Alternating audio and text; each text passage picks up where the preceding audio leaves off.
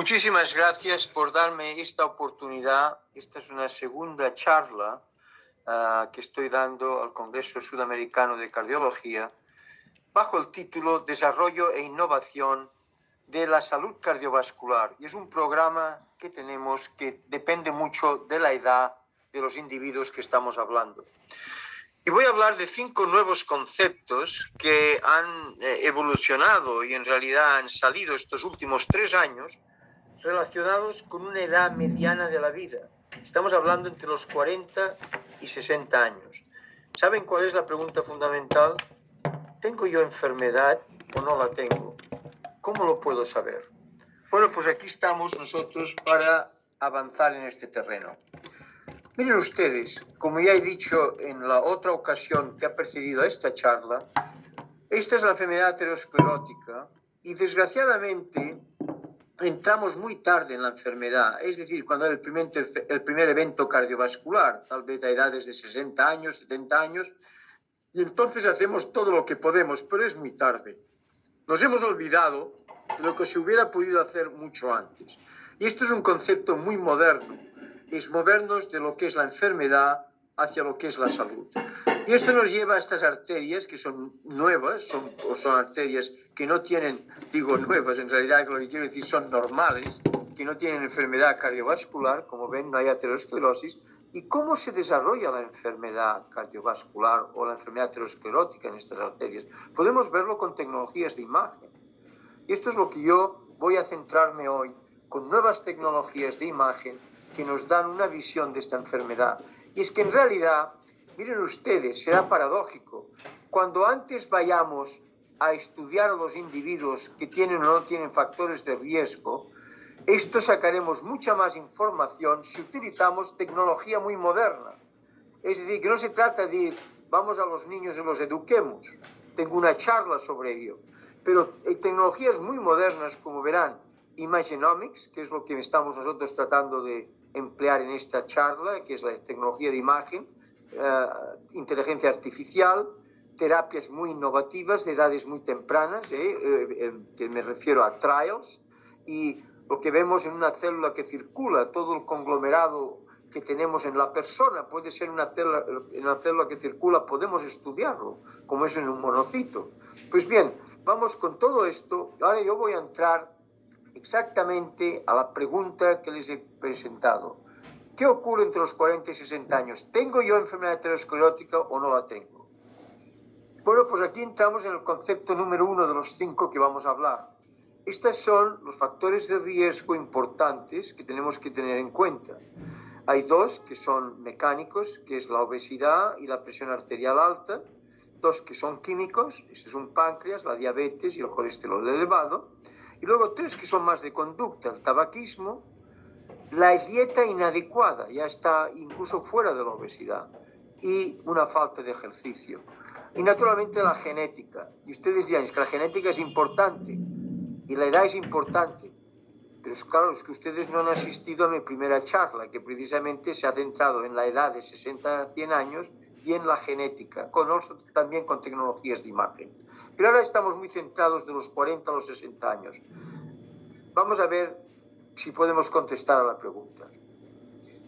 Las tecnologías de imagen que hemos nosotros desarrollado en estos últimos años son las siguientes. Primero, enfermedad subclínica la vemos con ultrasonido bidimensional o tridimensional y vemos lo que ocurre en las 2 arterias carótidas, la aorta y luego las 2 arterias iliofemorales. Y con CT, con tomografía computerizada, podemos mirar las coronarias desde el punto de vista indirecto, que es el grado de calcificación. Estamos estudiando 4.000 individuos de la edad de 40 a 55 años. Yo he alargado un poco a 60 años. Pero verán ustedes qué es lo que hacemos. Esta es la tecnología de imagen en un corte transversal de una arteria periférica y ven aquí, está empezando la enfermedad. Esto es longitudinal. Y al cabo de poco tiempo, muy pocos años, esto ya ha avanzado. ¿Ven ustedes? Lo que es importante saber es que la enfermedad aterosclerótica, teniendo en cuenta las tecnologías que les estoy mostrando, comienza en la región iliofemoral.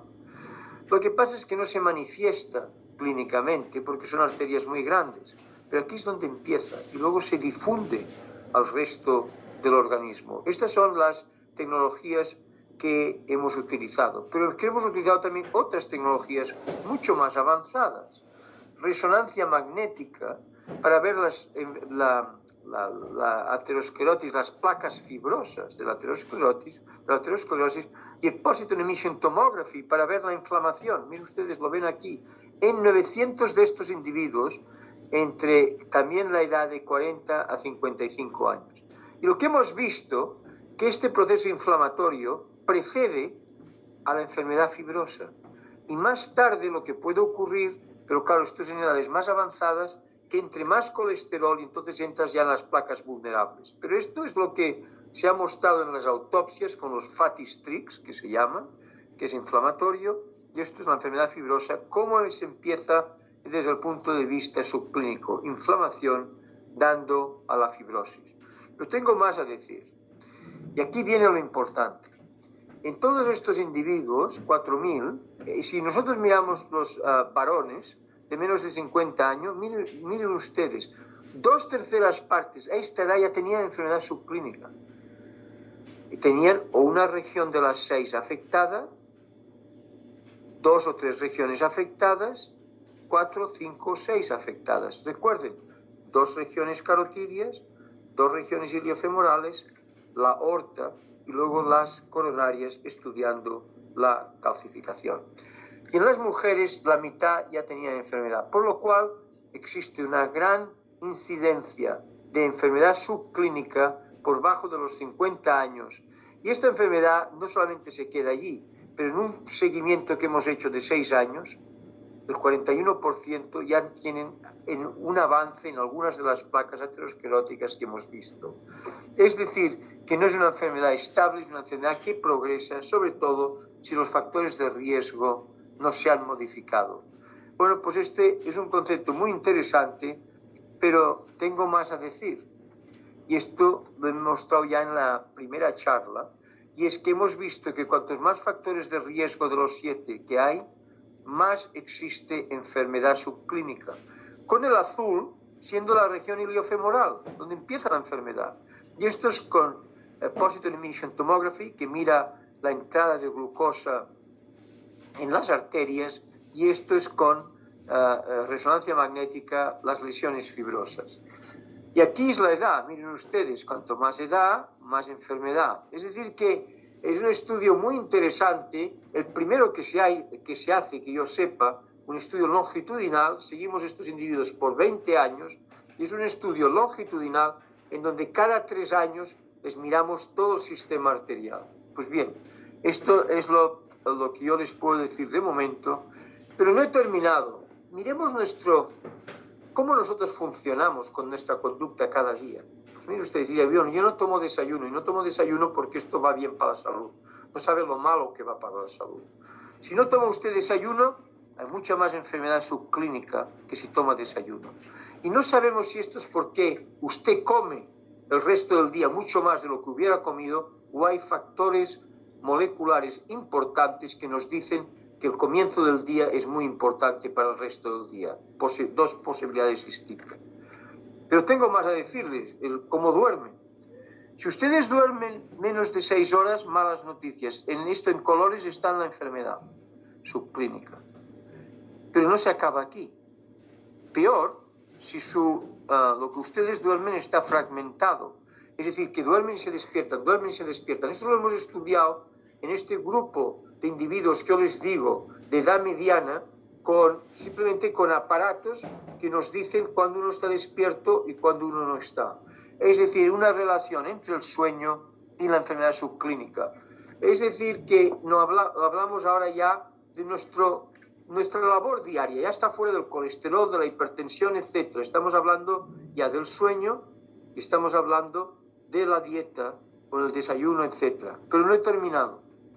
Si ustedes son de estos individuos que van a cenar muy a menudo fuera, social life, hay más enfermedad que si ustedes siguen una dieta mediterránea en su casa. Es decir, que lo que yo les estoy diciendo es lo siguiente. Primero, La enfermedad cardiovascular y concretamente la aterosclerosis comienza a edades tempranas. Es frecuente y silenciosa. Empieza en la región iliofemoral y tenemos factores de riesgo que son los que realmente conducen este coche de la vida, que es la enfermedad aterosclerótica. Y he entrado más en temas de vida diaria, es decir, no solamente hablamos de los 7 factores de riesgo, pero el no tomar desayuno, el no dormir apropiadamente, el salir cada noche. Es decir, que son problemas importantes y este es el concepto número 1. Pero ahora viene el concepto número 2, fundamental. Esto que aquí ustedes ven son un alto riesgo de Framingham. Por ejemplo, individuos que tienen 6 o 7 de los factores de riesgo que les he dicho. Aquí es un moderado, aquí es un riesgo más pequeño. Como por ejemplo un factor de riesgo o ninguno. Pero miren ustedes, qué curioso.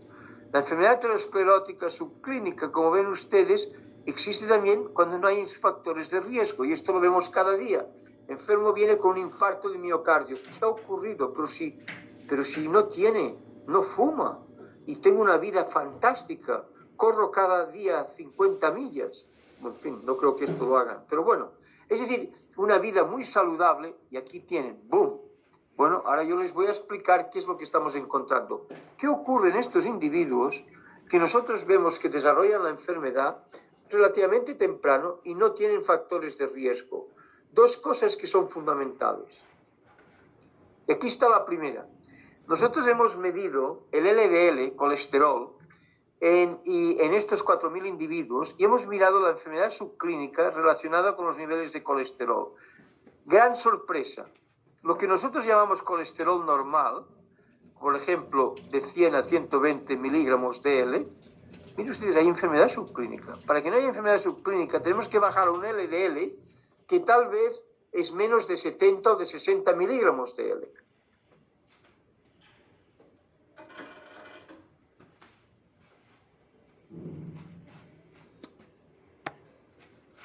Y que lo que estamos aprendiendo es que desgraciadamente lo que hemos llamado normal es anormal. Y cuando decimos que no tenemos ningún factor de riesgo, es porque decimos y creemos que 10 cigarrillos al día es normal y no lo es. Creemos que un LDL de 120 es normal y no lo es, pero hay mucho más. ¿Qué ocurre con la diabetes y con los triglicéridos? Miren ustedes, ocurre lo mismo. Fíjense ustedes, una hemoglobina que tenemos aquí de A1C, esto es prediabético. Las guías no dicen nada del prediabético, solamente hablan de los diabéticos. Miren ustedes la enfermedad subclínica. Es decir, que lo que nos estamos dando cuenta, que lo que nos hemos llamado normal en las guías es completamente anormal, pero no he parado aún. Los triglicéridos. Triglicéridos normal de 100 a 140, bueno, esto lo dirás claramente, pero lo ideal sería tenerlos mucho más bajos. En todo esto es enfermedad.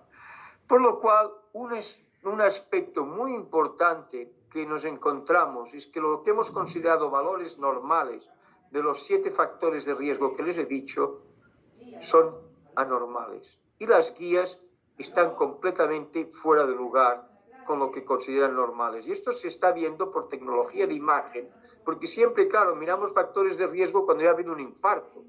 Y nos hablamos de valores normales que son muy anormales. Pues este es el primer punto que encontramos, pero hay algo más importante. Ustedes si miran las guías, todas dicen lo mismo. A partir de los 40 años, si usted tiene A, B, C, D, E, este es el riesgo que va a tener. Y vas a tu computadora, a tu teléfono y miras y te dices, bueno, mi riesgo a los 10 años es tal y a mis 30 años son tal. Bueno, esto está muy bien. Pero ahora les voy a decir una cosa. Si ustedes tienen 4 individuos a los 40 años con los mismos factores de riesgo, ¿cómo es que cada uno de estos 4 sigue una vía de riesgo distinto, con eventos distintos? Y han empezado igual. ¿Qué ha ocurrido? Una gran parte del problema ya no es que lo que consideramos normal es anormal, es que nos hemos olvidado que estos factores de riesgo han estado actuando durante los primeros 40 años de vida. Y la enfermedad subclínica avanza y avanza y avanza. Y esto es lo que hemos visto. Y es que el empuje o el impacto de factores de riesgo en los primeros 40 años de vida tiene un efecto impresionante en lo que va a pasar más tarde. Y esto lo hemos hecho en conjunto con el estudio Cardia, en donde se han visto individuos que empiezan ya de los 20 a los 40 años, tienen ya cuál es el impacto de los factores de riesgo, al menos han medido los niveles. Y estos son los resultados. Miren ustedes que esto es muy importante. Aquí empezamos todos a los 40 años con un mismo valor de factor de riesgo, suponemos. Pero nosotros tenemos los datos de lo que ha ocurrido en los primeros 40 años. Está en la parte esta de la diapositiva. Y lo que ha ocurrido es high quartile, medio, bajo, de factores de riesgo, cómo han empujado durante estos 40 años. Y lo que vemos es que hay una relación directa entre los eventos cardiovasculares que ocurren en la progresión de la enfermedad, que tiene que relación no de lo que ocurre a los 40 años, pero todo esto ha ocurrido antes. Aquí lo tienen ustedes. Es decir, que sí que es verdad que hay enfermos que vienen y no tienen factores de riesgo, y le vemos el LPA está aumentado, o la homocisteína está aumentado, el fibrinógeno está aumentado, el CRP está aumentado. Es verdad, pero por favor, olvidémonos de todo esto. Hay dos factores fundamentales, y es que lo que estamos llamando normal es anormal. Y segundo, nos hemos olvidado que los primeros 40 años de la vida son fundamentales en cuanto a lo que va a pasar más tarde. Es decir, que esto es interesante porque he dado una charla esta mañana precisamente sobre la vejez y hemos visto cómo los factores de riesgo alteran la circulación cerebral. Y es que en realidad todo esto empieza pronto, una hipertensión que no se trata, cigarrillos, hipercolesterolemia, diabetes. Y nosotros pensamos que en los primeros 40 años no hay problema. Por los primeros 40 años tal vez te van a marcar degeneración senil a los 70 años, a los 60 años. Es decir, que aquí hay un tema fundamental. Nos estamos olvidando de lo que ocurre en edades tempranas. Y esto es lo que yo les estoy mostrando a ustedes. Y esto es el segundo concepto. La enfermedad cardiovascular y la enfermedad específicamente la causa de mortalidad número 1, la aterosclerosis, es frecuente que la veamos sin factores de riesgo obvios o simplemente tal vez un factor único. ¿Qué es lo que ocurre? Que los factores, los niveles de factores que nosotros llamamos los 7 que hoy mencionamos, lo que consideramos normal es anormal, número 1. Y segundo, los factores de riesgo que ocurren en los primeros 40 años de vida que se están acumulando, esto no se considera en las guías. Aquí les estoy diciendo algo reciente, que lo estamos aprendiendo precisamente con estas tecnologías de imagen, de estudios longitudinales, que no existen. No hay tecnologías de imagen hoy suficientes que se empiece temprano en las edades y se sigan a todos estos individuos como lo estamos haciendo nosotros en los individuos. Aquí les hablo de 4.000, de 40, 55, 60 años. Todo esto es lo que estamos aprendiendo. Pues bien, sigamos. Con todo esto hemos llegado a la conclusión de que tenemos que hacer ya trials en edades mucho más tempranas, que no se han hecho. Ustedes no verán trials de colesterol a los 20 años, no existen. Pues bien, pues vamos a empezar uno, el estudio PRECAT. Individuos de 20 a 40 años y tienen un LDL de más de 70, anormal, ya se lo digo yo, es anormal. Los vamos a randomizar en un tratamiento activo para bajar el LDL a menos de 70 y un tratamiento siguiendo los guidelines. ¿Cómo vamos a bajar el LDL? Aparte de las estatinas, hay otras posibilidades, arroz rojo, etcétera. Hay otras posibilidades, pero esto es un estudio randomizado y aquí viene un punto básico. A estas edades no hay eventos. ¿Cómo vamos a hacer el endpoint? ¿Qué objetivos tenemos? Pues el objetivo primario será el disminuir la enfermedad que progrese. Esto es el PESA score, que es la progresión de la enfermedad. ¿Y podemos quedarnos tranquilos? No, porque aquí hay una pregunta básica. ¿Es la progresión de la enfermedad simplemente una manifestación de que van a haber eventos cardiovasculares? Hay gente que es escéptica de todo y es escéptica de esto. Es decir, tú miras progresión y esto está muy bien, pero ¿cómo me vas a decir que esta progresión va a acabar con un infarto? Pues sí, va a acabar con un infarto, se lo voy a decir de aquí a un momento. Esto en este estudio, gente joven, es un aspecto secundario, es mirar eventos cardiovasculares, que van a haber muy pocos. Pero yo les voy a decir cómo vamos a hacer el estudio estadístico. Se lo digo de aquí a un momento. Concepto número 3. La enfermedad cardiovascular progresa, pero tenemos que empezar estudios a edades tempranas. Yo les he presentado el estudio PRECAT, en donde vamos a trabajar con un LDL muy estricto, siendo anormal si es más de 70 miligramos de L. Los vamos a seguir estos individuos randomizados con un tratamiento agresivo del LDL por el curso de 10 años y al otro grupo se les tratará como controles con lo que hoy dicen las guías. Pues muy bien, y ahora viene a la pregunta que intento yo contestar. Yo he presentado esta mañana un estudio de individuos de 60 a 100 años, pero lo que les voy a decir ahora no lo he presentado, lo presento ahora.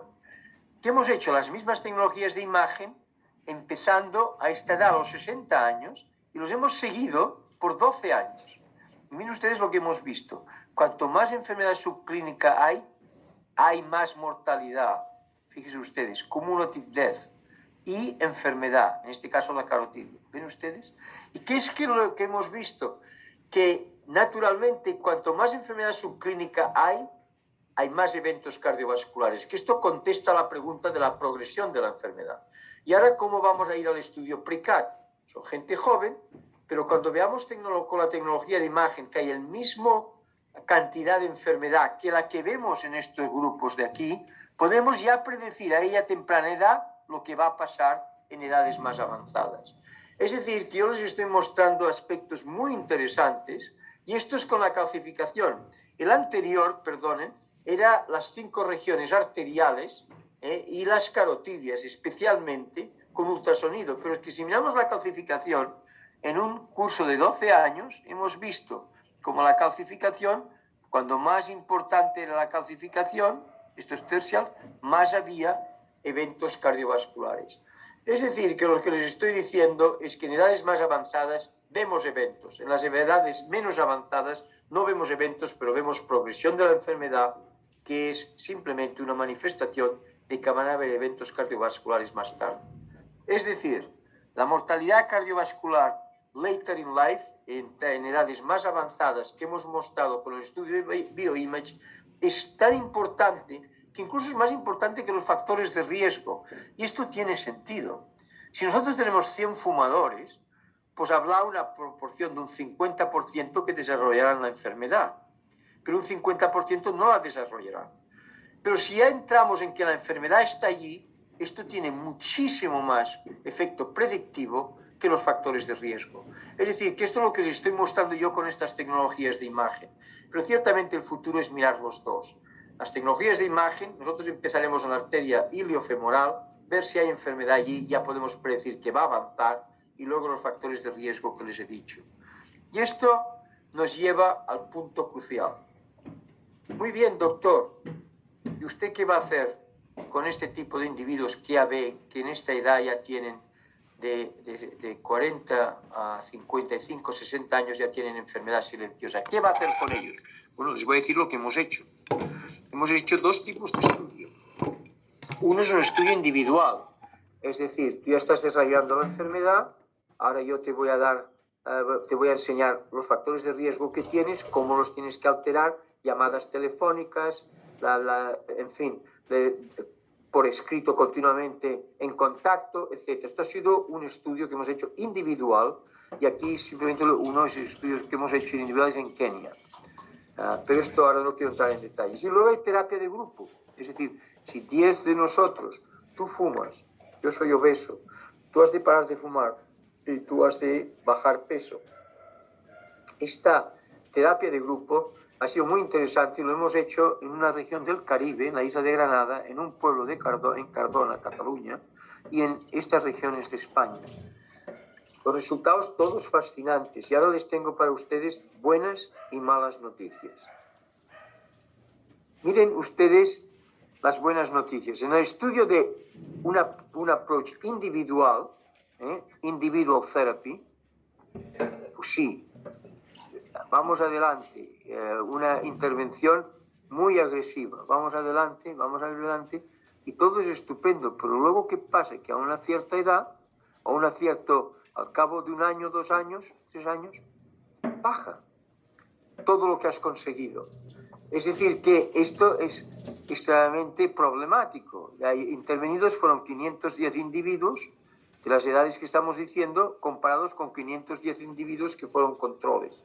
Es decir, y el número de lugares en donde intervenimos fueron 9. Pero ¿qué es lo que vemos? Pues que los humanos vamos muy bien hasta un cierto aspecto, pero a cabo de un tiempo bajamos y tenemos entonces que hacerlo de nuevo. Y esta es la hipótesis que tenemos. Y es que de nuevo, una intervención de nuevo tendrá un beneficio exponencial. Esto es lo que creemos. Pero no hemos terminado. ¿Qué ocurre con la terapia de grupo? Muy interesante. La terapia de grupo fascinante. Miren ustedes la línea roja. Va para arriba, fantástico. Tú me ayudas, yo te ayudo, tú me ayudas, yo te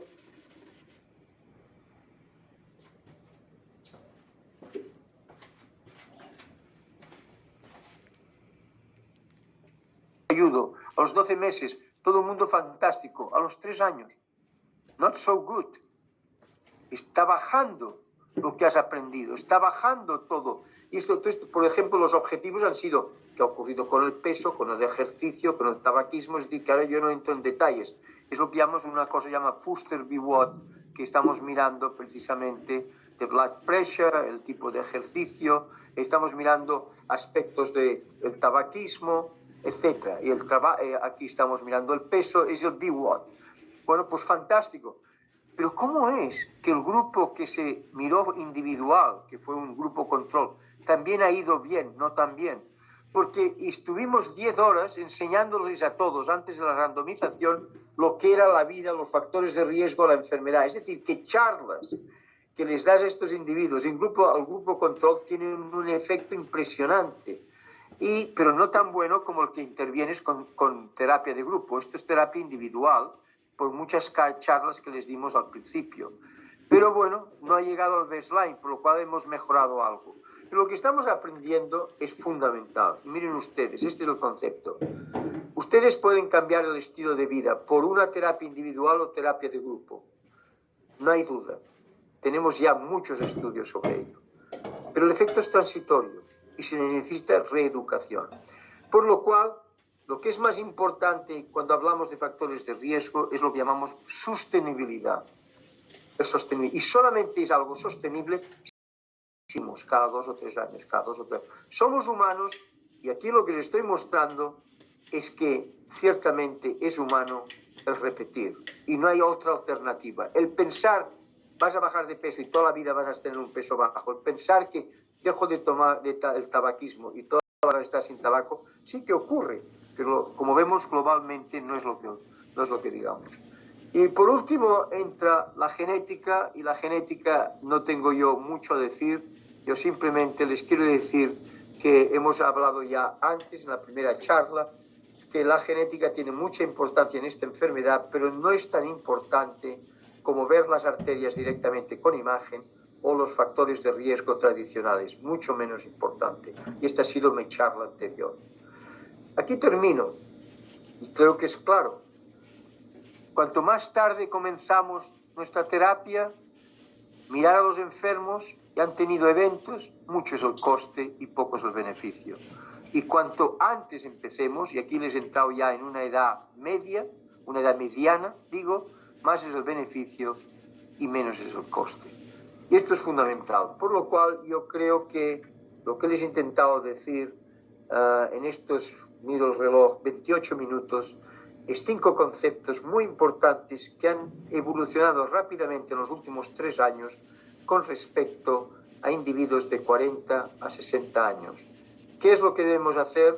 Podemos lograr muchísimo con tecnologías de imagen que las serán públicas muy pronto serán públicas, y con los factores de riesgo.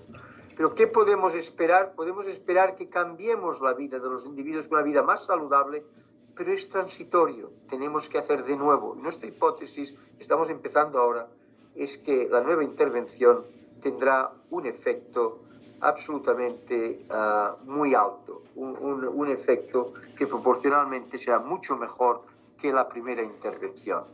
Es decir, que en este aspecto somos optimistas. Muchísimas gracias.